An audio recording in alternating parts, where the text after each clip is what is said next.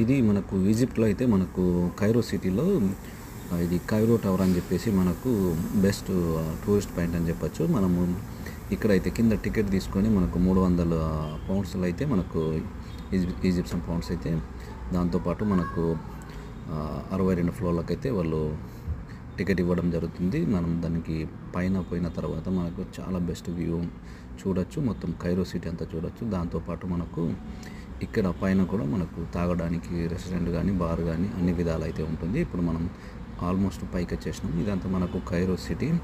ఇదంతా మనకు నైలు నది, ప్రపంచంలో అతి పెద్ద పొడవైన నైలు నది.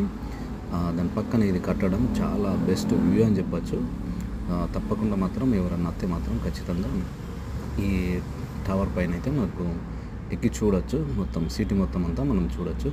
ఫుల్ వీడియో అయితే మనకు నా యూట్యూబ్ ఛానల్లో ఉంటుంది, చూడొచ్చు.